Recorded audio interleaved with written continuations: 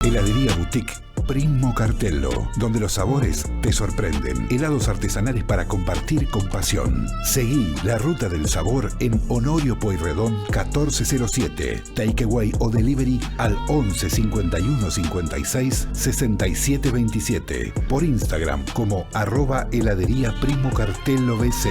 Ah, y los martes hay promo de 2 kilogramos al precio de 1. Una oferta que no podrás rechazar. ¿Sabes por dónde pasa la movida cultural hoy? En el corazón de Villa Crespo. Doble sentido. Bar cultural. Con visión de triple impacto. Cervecería artesanal. Cafetería y pastelería. Un multiespacio lleno de arte para disfrutar con todos los sentidos. Date una vuelta por Doble Sentido. Bar cultural. Loyola 788. Villa Crespo. Te podría contar por qué Degusta es la mejor pizzería.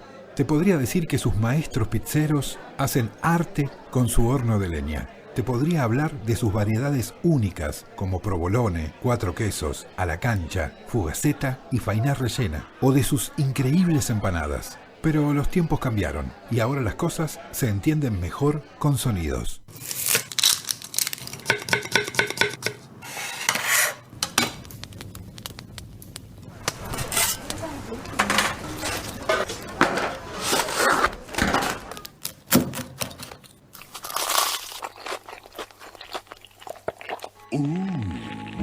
Delicioso. Date un gustito. Degusta Pizzería. Vení a disfrutar de nuestras promos al paso en el corazón de Caballito. Pasaje Bertres 324. O hacé tu pedido por WhatsApp al 11 5809 2002. Probá el sándwich de milanesa Degusta en pan de pizza. Degusta, donde vive el sabor. GPS Audiovisual Radio. Todos los miércoles a las 19 horas, el protagonista es el cine argentino. En la mirada de Julia Montesoro. Un programa con perspectiva de género que nuclea la industria cinematográfica del país.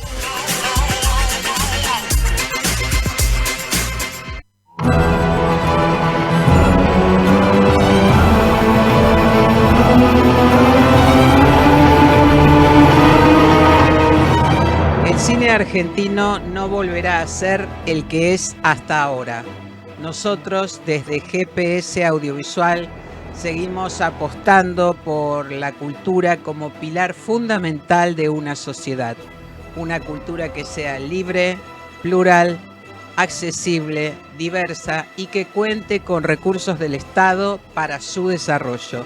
Bienvenidos a GPS Audiovisual Radio, con la producción periodística de Norberto Chap, en los controles, operación técnica Gonzalo Sorais, en la dirección artística Jessica Bernardú y en la conducción, ¿quién les habla? Julia Montesoro. Estamos ahora, con un director, alguien muy especial. Traslados, el documental dirigido por Nicolás Gil Lavedra, sobre una idea original de Zoe Hochbaum, que se va a estrenar el viernes en Cinearte Cacodelfia. Es un crudo e impactante relato sobre los denominados vuelos de la muerte, ocurridos durante la dictadura militar que va de 1976 a 1983.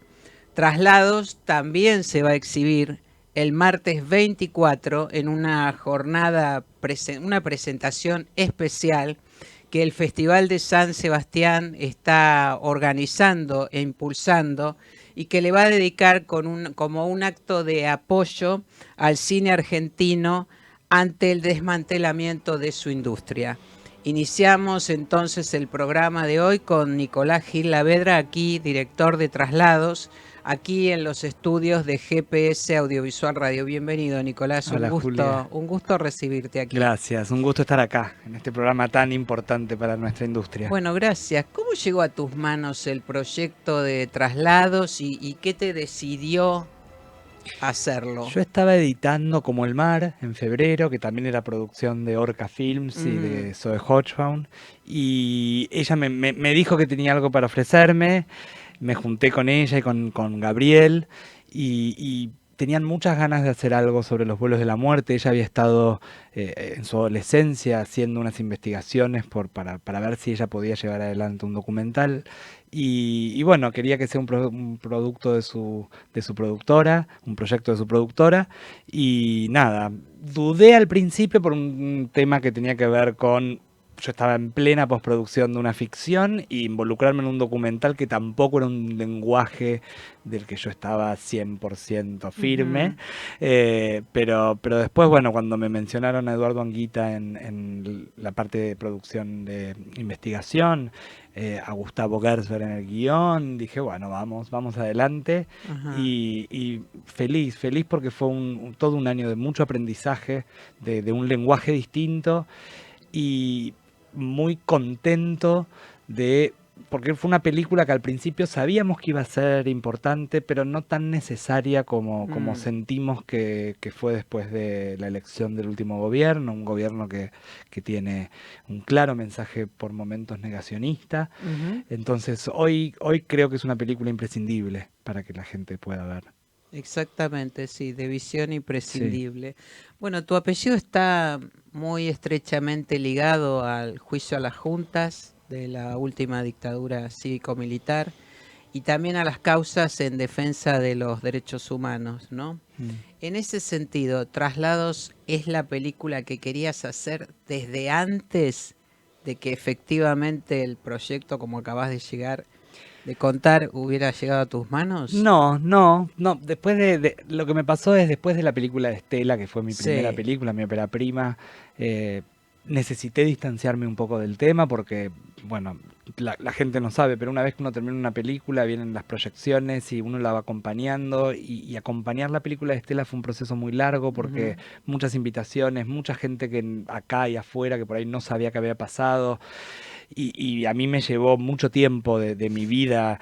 Y cuando apareció Guido sentí que había que, bueno, soltar un poco ese proyecto y esa peli. Hicimos una coda para esa película, que era una carta que escribía Estela y algo que Guido tocaba en el piano la canción de la película.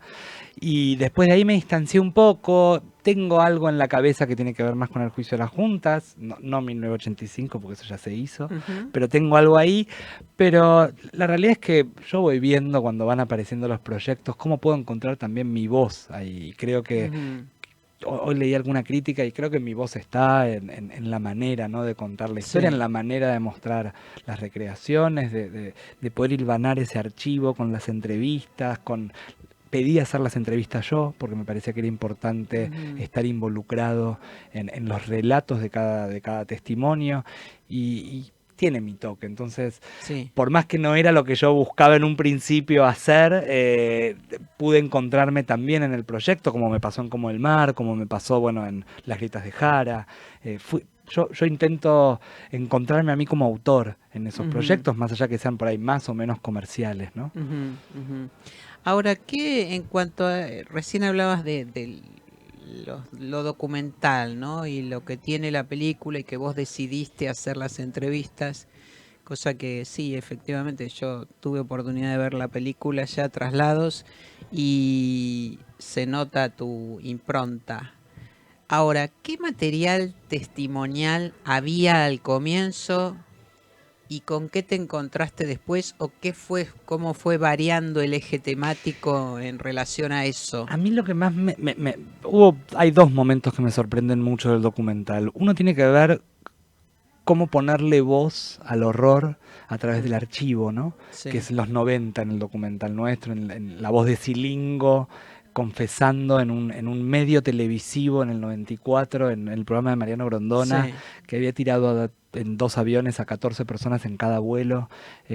Poder mostrar eso y unirlo con el archivo hablando con el archivo, porque ahí después Menem le contesta que es un fascineroso, él le contesta Sí. que no. Sí. Eso fue, para encontrar eso, para mí fue como un hallazgo, un buen hallazgo. Y después algo que lo fue encontrando Santi Parisou, que es el editor, que es un genio, que tiene que ver con el policial en el género documental. La película, a medida que avanza, empezamos cronológicamente y tiene una estructura por ahí al principio más de contexto, de que la gente se entere que fue la Sí. dictadura, que fueron los vuelos, en qué momento se fueron enterando, pero hay un momento en donde aparece el policial que tiene que ver con el último acto, que para mí ahí la película no para, los últimos 20, 25 minutos no Sí. para, no para, no para. Y ahí es como un policial hecho y derecho, como si fuese una ficción, con el arma homicida, con el avión, con... Sí, eh, con todos los detalles de sí, esa cadena sí, de criminal, con esa cadena tremenda de y exterminio, con ¿no? condenas, ¿no? Ujú. Con un resultado. Lo que tiene para mí Sí. la película son hechos. Digo, uno puede ser de derecha, de izquierda, ideológicamente, a mí eso no me importa, pero acá en la película mostramos hechos y no somos, digo, no hay interpretación. Ujú. Mostramos planillas, mostramos pilotos, mostramos cuerpos que aparecieron en el mar, que fueron reconocidos después con un ADN y enterrados con sus nombres y ya no desaparecidos. Mostramos hechos. Y eso me Sí. parece que para el que no conoce el tema, o para el que duda, o para el que... Esto le cierra la boca de alguna manera. Bueno, yo debo decir que cuando vi la película, para mí fue muy impactante. Yo en esa época vivía, obviamente viví esa época, era chica, pero me fui dando cuenta mucho tiempo después de lo que había pasado en esos años, ¿no? Pero es muy impactante ver todo eso ahora, para los que vivimos esa etapa. Y pensaba también que es muy importante como legado para las jóvenes generaciones que no vivieron la dictadura militar, que tuvieron la suerte, en todo caso, de no padecer esos años tan oscuros. Y al mismo tiempo, pero esto ya es una lectura muy personal, ¿no? La relación que Traslados encuentra con el presente. Para nosotros eso fue básico y Eh, fue una consigna de la primera reunión con Zoe. Ella dijo, esto tiene que llegar a los jóvenes, así como lo había hecho en 1985, siendo una ficción que llenó las salas y muchísimos jóvenes se acercaron a un tema que no conocían. Yo no quería caer en algo didáctico, porque los documentales a veces cuando están dirigidos sí. a jóvenes pueden ser un poco más didácticos. Yo quería caer en algo más de hechos, pero siempre cuidando que el que se entere de lo que había pasado y los jóvenes entiendan y puedan empatizar desde el dolor, desde la ausencia. Por eso también era para mí muy importante tener a las hijas de las dos madres que habían tirado un avión, fundadoras de Madres, Azucena Villaflor y Esther Balestino de Cariaga, que puedan empatizar con un dolor, que también puedan reconocerse, porque son hijos, porque son hijas. Pero siempre, de entrada, la idea es que esto llegue a los jóvenes. Desde que salió la noticia del documental la semana pasada, no paran de escribir colegios, universidades pidiendo el link para poder proyectarlo ahí, y estamos en comunicación para lograr esas proyecciones. Y también está pasando algo increíble, que es que las salas, que la preventa en Cacodelfia está casi agotada, que eso es algo increíble. No así en Cinépolis Recoleta, que tenemos algunas funciones, Bueno, pero en Cacodelfia ya hay varias funciones que están totalmente vendidas y ya se van agregando más, y eso la verdad que tiene que ver con que a la gente le interesa el tema, le interesa ver estas voces y estos testimonios, ¿no? me parece que otro valor, vos mencionaste Argentina 1985, que justamente, bueno, toca otro aspecto de esa época, pero estilísticamente yo la encontré muy relacionada, Puede porque ser. también está contada, no digo que sea una copia ni nada, al contrario, digo que eso para mí es la forma inteligente de trasladar los hechos de la historia a un concepto más cinematográfico, más creíble, más atractivo. No creíble, no, la saco esa palabra. Más atractivo justamente para las jóvenes generaciones. Sí, sí. Para mí 1985 en ese Me parece que en sentido, nuestra sí. historia nos falta cierta gimnasia de contar nuestra historia de ese modo. Sí. Entonces, desde ahí también celebro, como en su momento celebré Argentina 1985, también celebro eso. Gracias. Ese tono que seguramente va a ser lo que impacte en el público. Sí, porque es acercarse al tema, me parece, con respeto, con empatía, Sí. hay una verdad en lo que se cuenta y en los testimonios y en la manera que está hecha. Digo, yo pienso, fue un proceso muy largo toda esta película, porque hacíamos las entrevistas, por ahí era una semana, frenábamos por agendas también de los mismos que daban las entrevistas, entrar a edición, el archivo, la cantidad de archivos y poder procesar todo eso y todo el equipo haciéndolo con un fin que era lograr la mejor película posible que hable de los vuelos de la muerte y que la gente pueda conocer un poco más allá sobre ese tema, porque todos sabemos que los vuelos de la muerte era que tiraban gente al río o al Sí. mar, pero no se sabía que eran dos vuelos semanales en Campo de Mayo, un vuelo semanal en ESMA. No. A la semana de comenzado el golpe militar ya habían aparecido cuerpos en las costas de Uruguay. Digo, poder ver todas esas piezas juntas en 90 minutos vuelve el método como algo que funcionó, que eso es lo que a mí más me duele, porque que hayan aparecido 70 cuerpos no nos habla de la magnitud que fue, la cantidad de gente que deben haber tirado viva al río o al mar.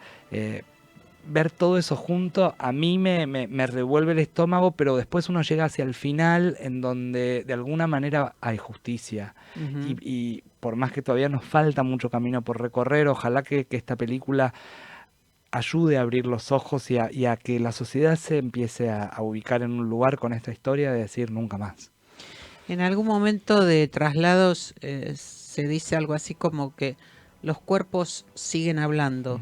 Lo dice Eve en un archivo del 94, fue su respuesta a lo que había dicho Silingo, que ella dice, porque en esa época la justicia dejó de investigar porque estaban las leyes de evidencia de vida de punto final y los indultos, y ella y Norita en una manifestación enfrente a la ESMA dicen los cuerpos hablan y vinieron del mar para decir algo, porque ahí eran los juicios de la verdad, que solamente era juntar información y archivarla en una carpeta. Por eso es muy importante nuestro camino en función de la justicia y en función de la verdad y de los organismos, ¿no? Sí, exactamente. Ahora, ¿cuál crees que es el impacto que seguramente va a producir la película Traslados en las audiencias internacionales? Y quizás en lugares donde ni siquiera pasaron o no tienen conocimiento de lo que fue la dictadura cívico-militar en Argentina, ¿no? Yo creo que primero afuera espero que la gente que no conocía esto lo conozca, que entiendan lo que fue nuestra dictadura, que entiendan que los discursos hoy negacionistas o de odio tienen el fin de generar impunidad frente a estos hechos. Y en cuanto a nosotros, espero que la justicia avance más rápido.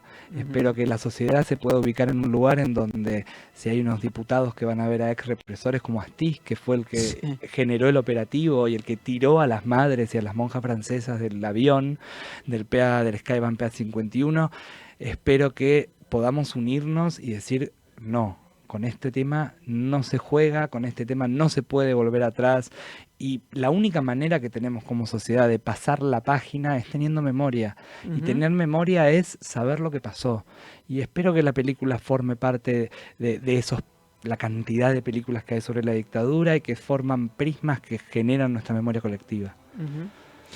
Bueno, estamos entonces con Nicolás Gil Lavedra, director de Traslados, la película que a partir de mañana va a estar en Cinearte Cacodelfia solo por 2 semanas, pero no sé, por ahí un poco más. De todas maneras, acérquense a verla. Es un documental de visión imprescindible. Nicolás, muchas gracias por acompañarnos. No, Julia, gracias a vos y gracias por todo lo que hacen por nuestro cine y por nuestra industria que hoy está tan golpeada. Gracias. Seguimos en GPS Audiovisual Radio. Encontrar un para qué sobrevivir. La palabra traslado, ¿tenía alguna connotación especial? Hay un primer indicio de cuerpos que habían aparecido en la costa uruguaya. Tenían sogas atadas en los pies. Imagínate un rompecabezas de 10.000 piezas. Necesitaban desaparecer a una generación completa. Se los arrojaba al mar uno por uno. ¿Cuánta gente no volvió? Yo sabía lo que había pasado, yo lo vi.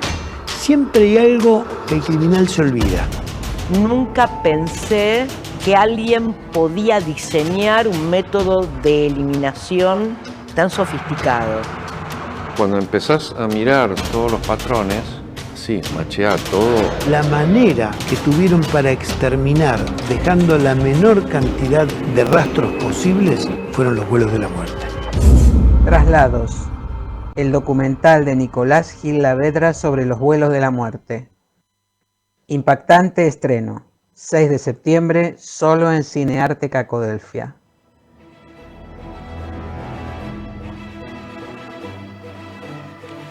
Una jirafa en el balcón. El thriller dirigido por Diego Schacker, protagonizado por Andrea Frigerio, con producción de Burke Films, se estrena mañana en salas de todo el país. O sea que a partir de este jueves, entonces, esta muy buena película de Diego Schacker, estamos con él en este momento. Bienvenido a horas del estreno, digamos. Bienvenido, Diego. Muchísimas gracias por acompañarnos.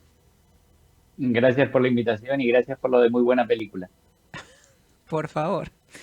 Bueno, Una jirafa en el balcón plantea un aspecto poco transitado por el cine argentino, ¿no? Que es el de las víctimas de la dictadura y el presente de los aparecidos o ex detenidos desaparecidos en su momento. Este es un tema. ¿Qué te llevó a hablar de ese tema y en este momento, Diego? Mira, la historia me llega un poquito antes de que estallara la pandemia, por una persona conocida mía en Barcelona, que es una persona mayor que fue exiliada en la década del 70, que lo citan a declarar el Ministerio de Justicia en uno de los juicios de la verdad. Esta persona declara y mientras está declarando el juez le dice, bueno, si quiere conocer su propio expediente, porque con la apertura de los archivos que se hizo hace unos años, había un expediente con su nombre. Esta persona queda como un poco en shock, obviamente dice que sí y tal. Cuando me cuenta esto, yo digo, uy, acá hay una peli. Y entonces empecé una investigación que me llevó más o menos un año y medio, donde me entrevisto con exiliados y militantes políticos de todas las banderías políticas y con ex miembros de los grupos de resistencia armada a la dictadura cívico-militar del 76, y empiezo a construir esta ficción, este thriller que es Una jirafa en el balcón. Ahora, bueno, ¿y por qué esta película y por qué ahora? Está bien, vos empezaste en la pandemia, ¿no? O un poco antes de la pandemia con todo esto, pero en algún momento la historia toma cuerpo y se convierte en un proyecto para filmar. Sí, a ver, te soy sincero, siempre tuve como una pregunta motor, que era cómo se vuelve de la muerte. Y con respecto a la gente que sufrió esto de estar secuestrada y fue, entre comillas, condenada a vivir, me parecía súper interesante cómo hay una frase de uno de los personajes, que es el que hace Ninier Du, que lo dice en la película: vivíamos con terror secuestrados y con terror en libertad. Sí. Y además vivir con esta idea de la sospecha, de por qué se salvó, habló, no habló. Sí. Eso me llevó a pensar también que era un aspecto que, como vos decías bien, no se había charlado o no se había mostrado de esta manera, y empezar como a tratar de pensar y repensar y revisitar esa parte de la historia y de cómo una mujer, en este caso que es la protagonista de la historia, 40 años después se da cuenta que no atravesó realmente lo que le sucedió. Lo puso como a un costado, tomó decisiones a los 20 y pico de años que le parecían que estaban bien, pero que 40 años después un poco le explotan encima y tiene que tomar nuevas decisiones y sobre todo aceptar lo que pasó, porque una cosa que yo repito siempre es que la historia es historia. Uno la puede tergiversar, tratar de manipularla, pero lo que pasó, pasó. Y lo único que nos queda como personas es tratar de entender, atravesar el dolor, si es eso lo que nos produce, y a partir de ahí generamos un crecimiento. Si no, vamos a estar siempre atados a esas cosas que quedaron escondidas o tapadas debajo de la alfombra. Me parece que ahora llega en un momento la película que ya había empezado un poquito antes en la Argentina con vamos a decir, revisitar la historia, porque antes que nosotros estuvo Eduardo Sacher y su novela, estuvo Sí. Leila Guerrero con La Llamada, que fue muy impactante ese libro en España, bueno, y en toda Europa. Nosotros quizás somos los primeros en llegar a la pantalla de la parte audiovisual, pero no somos los pioneros de esto. Y yo reconozco, y los productores reconocimos, que había no sé si una necesidad, pero sí una curiosidad, una intención, un interés de repensar este tema, porque no se había tocado todavía. Bueno, justamente te iba a preguntar, vos mencionás a los productores, creo que el proyecto toma cuerpo justamente cuando se concretan los productores, ¿no? La intención de bancar el proyecto, de llevarlo adelante. En ese sentido, ¿en algún momento sintieron que podía peligrar la realización de la película? Justamente porque no es un tema que para alguna gente no es agradable de ver como espectador. No tuvimos esa sensación nunca, ninguno, ni de este lado del Atlántico ni del otro. Sí había una situación que, bueno, pero es la que atraviesan todas las películas independientes argentinas, de cuestiones económicas y de vicisitudes económicas, que por supuesto que las hemos pasado, pero siempre el pensamiento era que había que pasar por sobre eso, porque lo que teníamos entre manos nos gustaba, el guión nos gustaba, nos convencía que lo que estábamos contando lo estábamos haciendo de una manera muy honesta, sin una bajada de línea, y que podíamos llegar a un espectador que realmente le puede interesar ver este thriller, que no deja de ser un entretenimiento, si querés.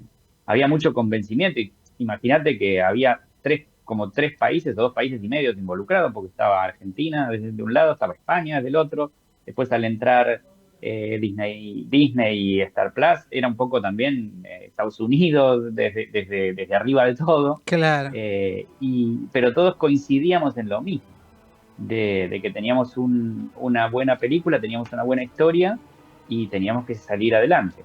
Y así lo hicimos. Ahora, bueno, el arco dramático, ¿no? De Lidia, la protagonista que interpreta a Andrea Frigerio, va desde aquella militante, como contabas hace un momento, de los años 70, joven, que dispuesta a empuñar las armas, a esta mujer que 40 años después se la ve visiblemente cansada allí en Barcelona, ¿no? En ese sentido, esta fue una decisión que ustedes decidieron, o vos decidiste reforzar, justamente para reflejar ese cambio de mentalidad de esta mujer, que es de ficción, pero que bien puede ser de la vida real. Bueno, de hecho, se basa en un relato que te hicieron a vos, ¿no? La historia. Sí, y sí, fue una decisión totalmente personal en el momento que escribí el guión, porque una de las cosas que me apasionaba de la historia era que esta persona que la ves a los 20 y pico de años, llena de ideales, creyendo que otro mundo es posible y que está al alcance de la mano prácticamente, 40 años después se da cuenta que está viviendo en un mundo que no quería. El mundo de hoy no es el mundo que soñó de joven, no es el mundo que soñó para su hija, que ahora está embarazada y va a traer una nueva persona al mundo, valga la redundancia. Me parecían súper interesantes, pero no del lado de la derrota, en este caso militar o política solamente, sino en cuanto a cómo reacomodás tu manera de pensar, tu manera de vivir, encima siendo un inmigrante en un lugar donde ni siquiera hablan tu idioma, tu forma de ver la vida no es la forma de ver la vida de la gente que te rodea. Por eso yo te decía esto de que Lidia hace, bueno, esto no lo puedo resolver, lo escondo como si no hubiese existido. Sí, tal cual. Entonces, en ese sentido me parecía súper interesante. Es un poco lo que le pasa también a Lidia. no solo es una exiliada, también es un inmigrante. Sí. Y a todos los inmigrantes nos pasa en algún momento es enfrentarte con ese tipo de cosas. Y lo potenciás con esto de su convencimiento de juventud en cuanto a un nuevo mundo, un nuevo hombre, y que además estaba convencida que la violencia era una herramienta para cambiar la realidad, cosa que ahora eso no, Sí. yo no lo creo y la mayoría de nosotros no lo creemos. Claro, ¿cómo se readapta esa mujer para ser madre sola en otro país? Y ahora se enfrenta con esta situación de que va a ser abuela. De hecho, una de las cosas que tiene la peli, que alguna gente me lo mencionó como algo que estaba bien, es que es una peli de madres e hijas. Tal cual, sí. Y el acercamiento de nuestro personaje hacia todo el mundo revolucionario, político y de violencia, es un acercamiento femenino, no masculino. Sí. ¿Sí? Es una forma muy diferente de entender la violencia, es una forma muy diferente de actuar en cuanto a cómo se interrelaciona inclusive con los otros personajes y sobre todo cómo enfrenta la situación concreta de la hija. Sí. Y vos fíjate que es el único personaje que no tiene nada que ocultar. Todos los demás que ves siempre tienen algo que ocultar. Sí. Todos, exactamente, sí. Y cosas bastante turbias además tienen para ocultar, Sí. ¿no? Bueno, Diego Yacker, muchas gracias por este contacto, por estar aquí en GPS Audiovisual Radio. Recordemos entonces que Una jirafa en el balcón, este thriller protagonizado por Andrea Frigerio, se podrá ver a partir de mañana en salas de todo el país.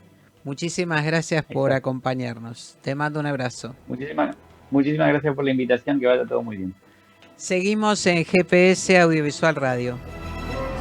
Testigo en la causa 54-789-17 de detención ilegal y posterior desaparición del ciudadano. ¿Qué es esto? Aquí dice que estás citada como testigo en el juicio por la desaparición de mi papá. Ya te dije todo lo que tenías que saber, no te oculté nunca nada. Estamos hablando de mi derecho a saber. A mí no se me perdió nada en Argentina. A mí se me perdió un padre. ¿Qué vínculo tenía usted con el señor Oscar Medina? Éramos novios. ¿Vos te acordás la alegría que teníamos? La convicción de que estábamos creando un mundo nuevo. Está acusado de actividad subversiva. Me enteré que había un compañero que delataba. Me dijo que está todo escondido en la fosa. ¿Con qué derecho vos me ocultás información sobre mi vida? ¿Te acordás lo que me decías de los traidores? ¿Dónde vive Jorge? Estoy buscando unos amigos que llevan unas cabañas acá. No tengo nada con esos nombres. No me suena.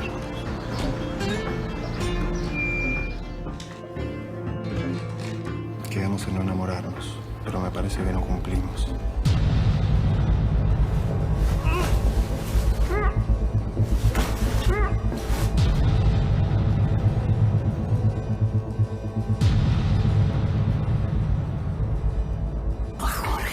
No lo vas a ver, porque lo decido yo.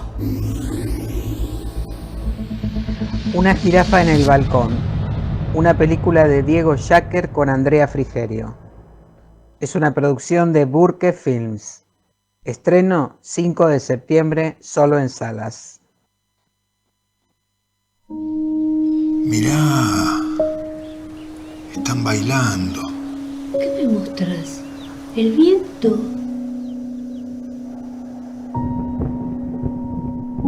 Deja de hacer brillar tanto la capilla, que nos vas a dejar ciegas a todas. Vení.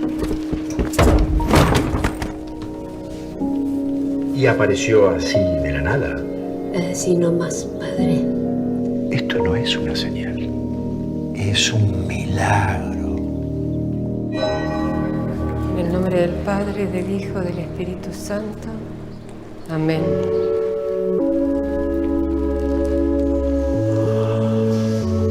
Le falta algo celestial.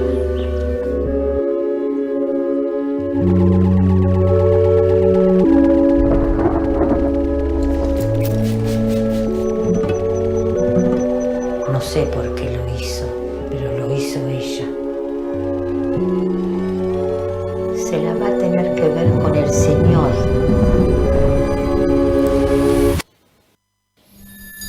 ¿Qué pasó?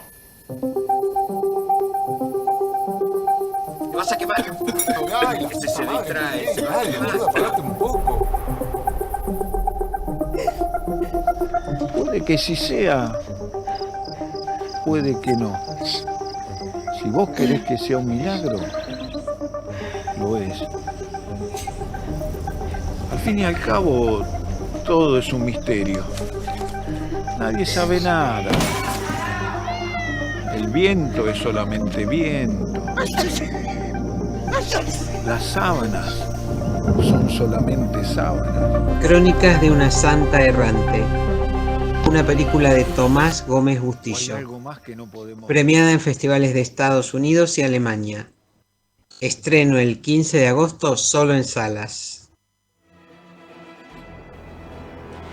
Gustav Wilhelmy es, como desde su creación, el director del Festival de Cine Alemán, que este año celebra su 24ª edición, del jueves 19 al miércoles 25 en Cinépolis Recoleta. Estamos con Gustav, es un gran placer recibirte aquí y sobre todo una gran alegría también reencontrarnos con las novedades del cine alemán, contemporáneo y clásico. Gustav, bienvenido, ¿cómo estás? Estás muteado, si te podés desmutear, así te escuchamos. Bueno, estamos en comunicación con Gustav Wilhelmy. ¿Ahora sí? Ahora sí, perfecto, bienvenido. Bueno, Gustav, hay un eje que atraviesa cada edición del Festival de Cine Alemán que tiene que ver con un documental, un paquete de cortometrajes, una película para toda la familia, el cine infantil y estrenos recientes. ¿Esta edición cumple con esas premisas históricas? Sí, y algo más, diría yo, porque nuestra organización este año cumple 70 años de existencia, o sea, casi la cantidad de años que tengo yo, pero bueno, entonces este año hemos decidido incluir dentro del festival algunas películas que consideramos icónicas dentro de la cinematografía alemana. Existen muchísimas, o sea, inicialmente se hizo una selección de una película para cada decenio y lógicamente aparecieron infinidad de películas alemanas que pueden entrar en cada uno de estos decenios. Elegimos 3 películas, una que quizás no es tan conocida, que es una muchacha sin historia, es la primera película de Alexander Kluge. Después, bueno, Las alas del deseo de Wim Wenders, claro, súper conocida, y La cinta blanca de Michael Haneke, también muy conocida. Lo que pasa es que, bueno, decidimos dar estas películas para rememorar un poco la historia que tenemos a través del cine, de manera, o sea, hoy en día cualquiera puede ver seguramente Las alas del deseo, La cinta blanca en el televisor o en la computadora, pero no es lo mismo verla en la pantalla grande con buen sonido, con buena imagen. Entonces eso es lo que quisimos hacer. Y la primera película de Alexander Kluge, yo me parece que también dentro de la filmografía de Kluge es importante. Es importante y quizás es como una figurita más difícil aquí en Argentina, ¿no? En relación a la Argentina. Exactamente, poder ver algo de Alexander Kluge. Después, este año se da la casualidad que justo vamos a tener a Wim Wenders en duplo, porque vamos a mostrar el documental de él, Anselm. 3D, sí. Es una experiencia en 3D, o sea, las personas que ya vieron Pina en 3D saben de lo que estamos hablando. Wim Wenders sabe usar el 3D. Fascinante. No solamente para hacer escenas de acción o de comedia, sino para hacer arte. Para hacer arte, ¿no? Y Anselm es un artista que hace instalaciones mega grandes. Entonces le permite a Wim Wenders utilizar estas instalaciones para este documental, que yo creo que va a ser algo estuvo este año en el Festival de Cannes, así que creo que es una buena selección para esta película que la estamos trayendo en conjunto con el Instituto Goethe. Ajá, ajá. Y al mismo tiempo, bueno, son tres cineastas muy, muy representativos, ¿no? Del cine alemán, de la historia del cine alemán, diría yo, ¿no? Sí, sí, o sea, lógicamente, seguramente si comenzamos a hablar, me vas a decir, ¿por qué no tenemos a Schlendorf? ¿Por qué no tenemos a Fassbinder? ¿Por qué no tenemos a... Bueno, tendría que ser otra edición del Festival de Cine Alemán, entonces, o un festival extendido, ¿no? extendido o, claro, pero te comento, o sea, nuestra finalidad siempre es estar, o sea, tener lo último del cine alemán, ¿no? Esta es digámosle, una excepción por los 70 años, pero siempre lo que queremos mostrar es lo más nuevo del cine alemán. Entonces, tenemos, bueno, distintas secciones, tenemos los cortometrajes en las que mostramos a los directores que van a ser los directores del futuro para largometrajes. Tenemos las películas dentro de la sección de largometrajes, que este año tenemos 2 películas que ya tienen el estreno asegurado acá en salas cinematográficas, que es Tela, una vida, y Sin códigos. Y bueno, y después todo, o sea, yo creo que tenemos en realidad una muy, muy linda selección, porque tenemos películas que, o sea, aparte de entretener, porque no nos olvidemos que el cine, o sea, aparte de ser arte, también es entretenimiento. Sí, exactamente. Entonces, tenemos películas que, por un lado, son arte y por otro lado son cultura y son entretenimiento, ¿no? Entonces, eso es lo que estamos queriendo tener en este festival. Black Box, que es la película que consideramos película de apertura, muestra una situación... perdón un momentito. Justo, sí. Muestra una situación dentro de un complejo habitacional que podría, o sea, que tiende a una situación de extrema derecha, fascista, como quieras llamarlo, que podría extrapolarse a un país, ¿no? Entonces, es un tema, por un lado, atrapante, un thriller, y por otro lado tiene un trasfondo político muy interesante. Tenemos la película Góndola, que es una película sin diálogo. Perdón, justo se me hizo una Ahora laguna también tienen Ivo, y ahí viene una directora. Tenemos a la directora que va a venir a presentar su película, Ivo, Eva Trovish. Ella va a estar acá. Cuenta la historia de una mujer que se dedica a hacer atención paliativa a gente que está desahuciada, y bueno, va mostrando la historia de esta mujer. Y eso se cumple con el año, en la última edición del Festival de Cine Alemán, que de eso estamos hablando. Había un importante número de directoras mujeres en la programación. Este año ocurre lo mismo. Eso es un reflejo también de lo que pasa en el cine alemán con las realizadoras.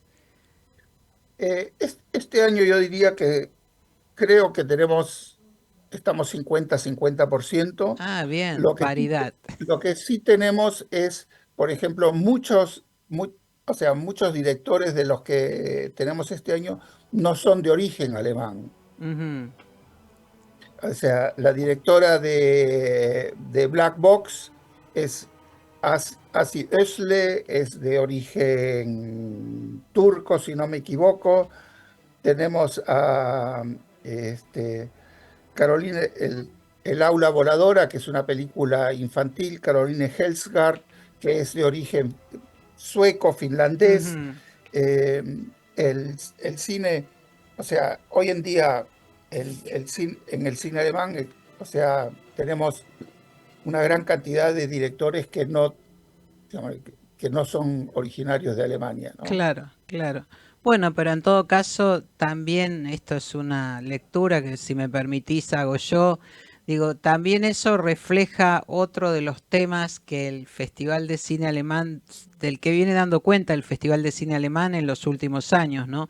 Que es la inmigración y Por lo que supuesto, ocurre con la por ejemplo, transculturización.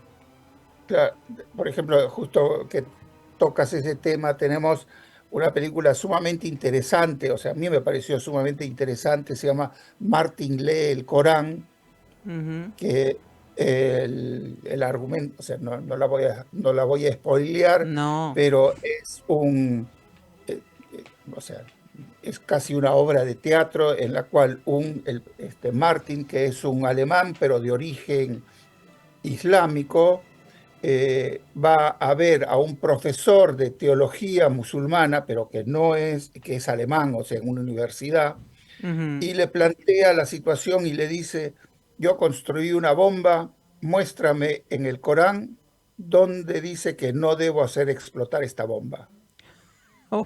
Ese- Wow. ese- Bueno, Gustav, no adelantemos más. Entonces, ahora no, del jueves 19 al miércoles 25, entonces en Cinépolis Recoleta, esta gran edición del Festival de Cine Alemán aquí en Buenos Aires. Te agradezco muchísimo tu presencia y bueno, ya volveremos sobre el tema.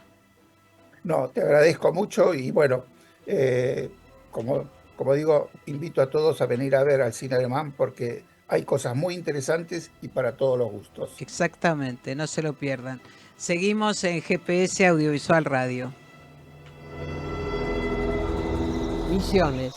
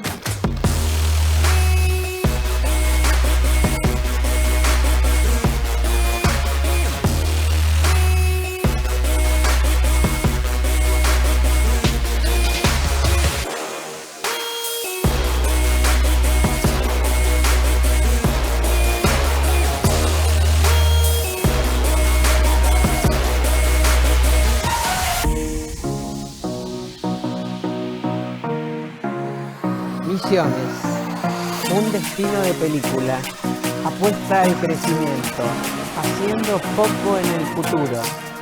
Naturaleza, diversidad, pasión, profesionales, innovación, industria, cine. Un lugar, todas las historias. Elegí filmar en Misiones.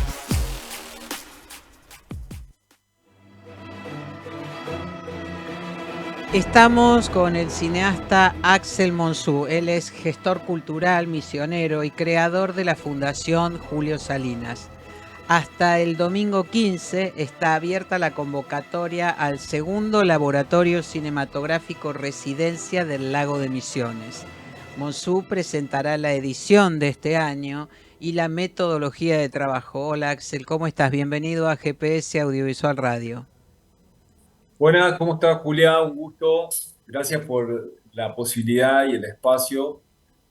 Bueno, como comentás, estamos aquí desarrollando una propuesta que busca dar espacio para fomentar el desarrollo de proyectos de largometraje, de ficción y documental que tengan conceptos transnacionales y transculturales, con una mirada puesta en la región del NEA, del sur de Brasil y de Paraguay, pero también con cupo para proyectos de otras regiones del país, de la Argentina, que también estén trabajando con esas miradas en sus territorios. ¿A quién está dirigido este laboratorio? ¿A Está cineastas, a dirigido a productores? Sí, está dirigido a guionistas, directores y productores que estén en proceso, en desarrollo inicial de sus óperas primas o segundas obras. Ujú, ujú. ¿Y cuál es la novedad de esta edición del laboratorio, que es la segunda, en relación a la primera, me refiero, ¿no? Sí, bueno, justamente la novedad es que incorporamos la mirada. La primera edición estuvo mucho más enfocada en el guión específicamente, y este año la mirada hacia el proyecto es más integral, con una mirada desde producción, pero además con una mirada desde la producción puesta en la sustentabilidad. O sea, entendiendo que tenemos que buscar otras prácticas también sustentables de hacer cine y amigables con el ambiente. Y también buscando el diseño de producción que prioriza a las personas, también como un concepto de sustentabilidad, ¿no? Bueno, es una palabra que quizás está muy de moda, pero muy poco aplicada, ¿no? En nuestra industria audiovisual. Quizás ustedes por eso están Totalmente. reforzando este concepto en el laboratorio este año. Sí, sí, y además que es un concepto que también recién empieza a ingresar a la industria, como que no es que la industria lo acoge a gritos, sino que está empezando a hacer un ejercicio, porque muchas veces también sucede que, no sé, hay grandes producciones que vienen a Iguazú, a una reserva, a un sitio arqueológico, a filmar, a producir, a trabajar, y sin embargo la huella que dejan en ese territorio es muy grande en cuanto a residuos, o hasta a veces hasta dañando los mismos sitios, ¿no? Sí. Entonces, la idea es que este año incorporar esa mirada integral a los proyectos, o sea, van a tener un asesoramiento con cineastas muy talentosos y jóvenes de nuestra Argentina federal integralmente, porque hay una compañera de Capital, que es Carolina Álvarez de A-Cine, Ajá.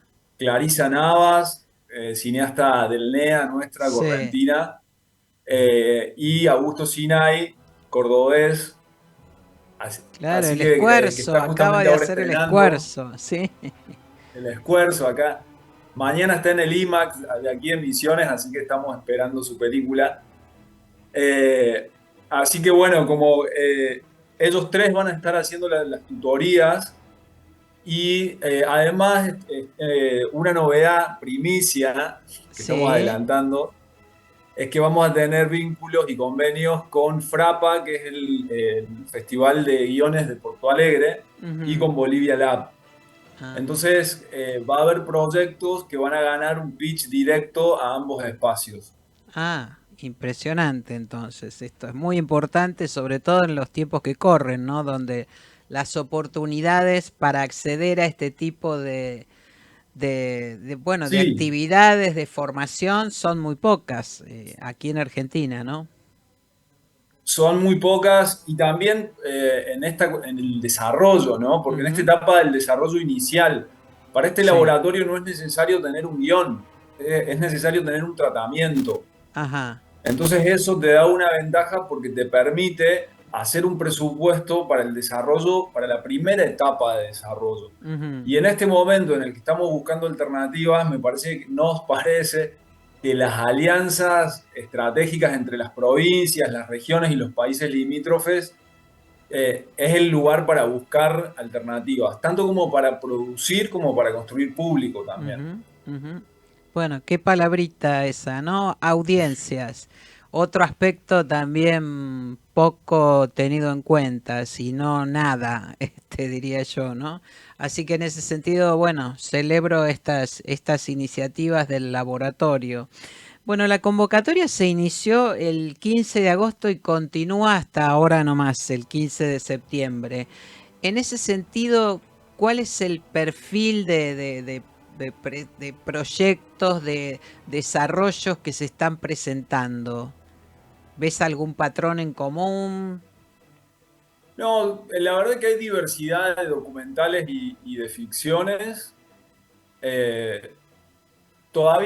Todavía no hemos estudiado a fondo lo que ha llegado, pero pensando en lo que fue el año pasado recibimos 35 proyectos de toda la región y de esos 35 se seleccionaron 6, ¿no? Este año el formato es igual.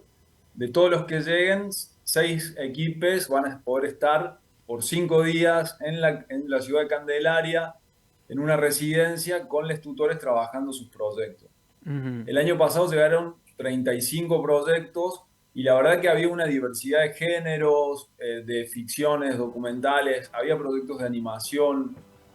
No sé si puedo decir como un patrón común, pero sí la diversidad como un diagnóstico de esa radiografía de esos proyectos que llegaron el año pasado.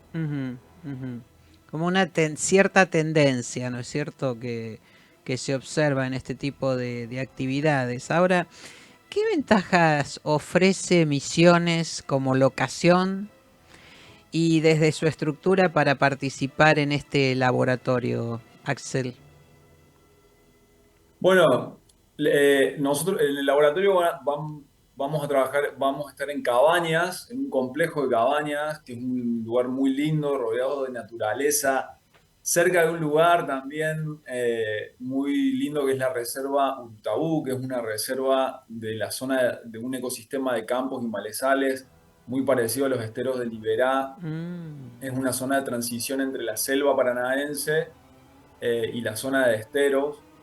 Entonces vamos a estar ahí en un lugar con la naturaleza, en una propuesta también de tiempo lento, no de tiempo frenético ni rápido, donde se va a estar trabajando, intercambiando sobre los proyectos y también como dando un tiempo para que el mismo también espacio aporte lo suyo a ese tiempo de trabajo creativo que va a estar sucediendo.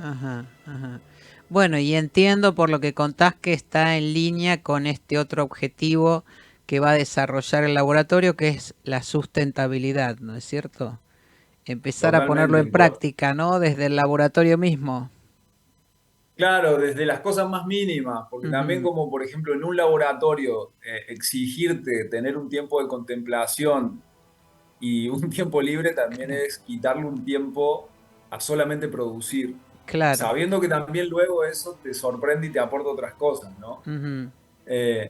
Entonces también el concepto de sustentabilidad también va a estar en el programa en sí de todo el laboratorio, ¿no? En la cantidad, en cómo va a estar el tiempo, en que también la propuesta es la presencialidad y compartir entre los pares, ¿no? Escucharse entre todos los proyectos. Bueno, bien, qué ganas de ir entonces. Bueno, ¿y cómo Por favor, Julia, vengan. ¿Cómo tiene que hacer el interesado o la interesada para inscribirse o para obtener información? Búsquennos en las redes como Residencia El Lago y si no también en las redes GPS, ahí hay unas notas donde van a encontrar nuestros links, ¿no, Julia? Sí, exactamente. Pregunta con trampa fue la mía. ¿Cómo? Pregunta con trampa fue la mía. Claro, no, realmente agradezco la charla y la agudeza de las preguntas porque justamente nos permitiste expresar lo que necesitábamos. Bueno, aquí estamos entonces. Axel, muchísimas gracias por acompañarnos. Axel Monsur, recordamos entonces que va a estar presentando este laboratorio allí en Misiones y con él nos estamos despidiendo hasta la próxima emisión de GPS Audiovisual Radio, aquí los miércoles a las 19 en vivo. Síganos, también pueden vernos en nuestras redes y por nuestro canal de YouTube. Los esperamos entonces el próximo miércoles a las 19 aquí en Radio Trend Topic. Y no se vayan porque ya llega Mala Noche. Y también acuérdense, como decimos siempre, y sobre todo en este momento, vean cine argentino. Hasta la semana que viene y gracias por acompañarnos.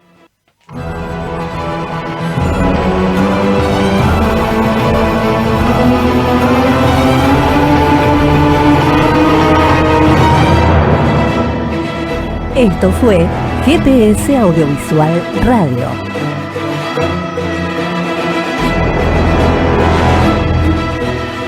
Los esperamos el próximo miércoles a las 19 horas por Radio Tren Topic.